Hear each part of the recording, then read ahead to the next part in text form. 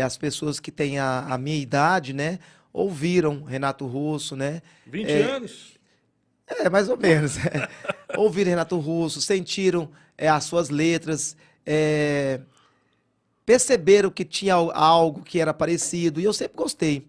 O lado social, né? Vamos lá, tudo bem, eu só quero me divertir, esquecer dessa noite, ter um lugar legal para ir. Então eu sempre gostei dessas falas do Renato, principalmente as sociais. É lógico que tem as intimistas, porque ninguém está feliz o tempo todo, ninguém está inconformado o tempo todo. Tem hora que nós estamos intimistas, tem hora que nós estamos tristes.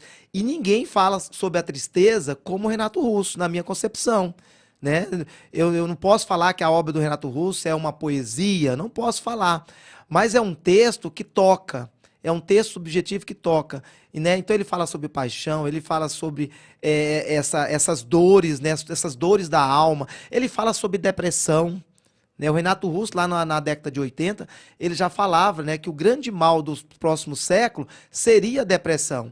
E era um cara também depressivo, teve seus momentos de depressão. Então eu sempre gostei muito de trabalhar. E com os meus alunos, né, quando eu levava, eu lembro quando eu trabalhava na Escola Paraíso Norte, vou lembrando o nome dos alunos. Tinha um rapaz chamado Frank, super inteligente. O dia que eu levava Frank Fragas, lembra dele? Acho que é Fragas, Frank Fragas. Lembro. É um magrão, morava aqui em Paraíso, ele não mora mais aqui, acho que ele mora fora do Brasil. E aí sempre que eu levava ele gostava, e eu fui vendo que os alunos também gostavam de ouvir, de interpretar, a letra é diferente. E quando eu fui fazer o meu mestrado, para responder você, eu fiquei também querendo falar, Renato Russo, o último romântico do século XX. Pois é, né? Aí você achou essa correlação do Renato Russo com os poetas românticos, professor. Perfeito. E aí E a vida pessoal dele também é parecida, né? Que super parecida. faleceu cedo, né? Também, Álvaro né? de Azevedo, se você pega Casimiro de Abreu, Álvaro de Azevedo, Junqueira Freire, Renato Russo, tem tudo a ver. Só que eu não peguei com eles especificamente. Eu fiz essa conexão com eles, com a segunda fase do romantismo brasileiro. Eu faço essa correlação.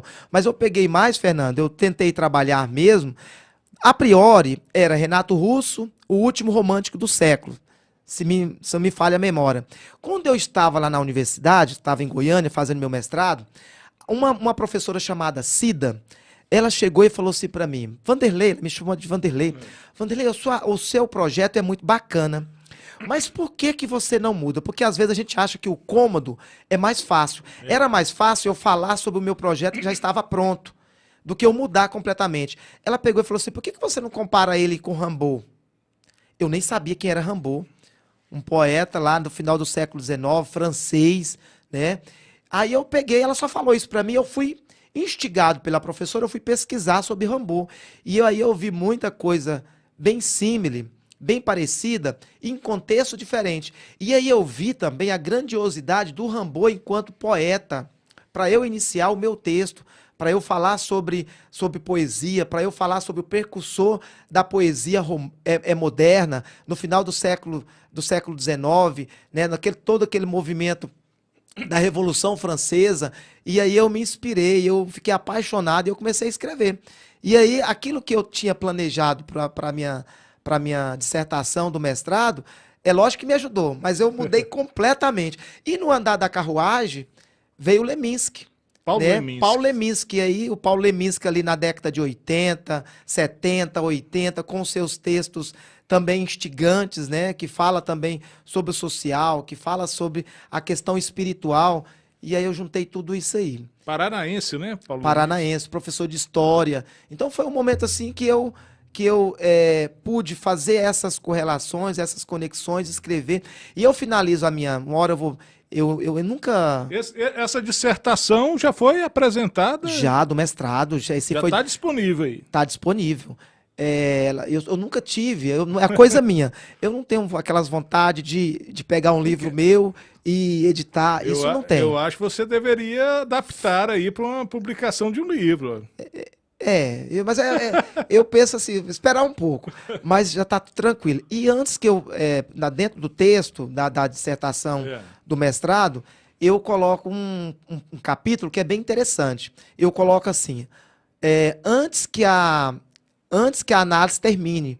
E aí eu pego o grito de Eduardo Mu o grito do Eduardo Mu, que é aquela tela, o grito, para fazer Sim. essa correlação das artes, né?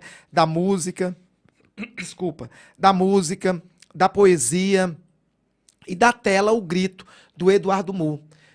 E tudo é caminhar, porque o Eduardo Mu, ele surgiu também com seu expressionismo, né?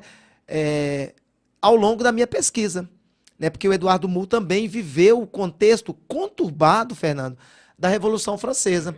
E eu até, às vezes, eu ficava até imaginando, talvez seja uma coisa da minha cabeça, quando eu estava estudando muito, parecia até que ele estava nas confabulações com o próprio Rimbaud, né, da Revolução Francesa.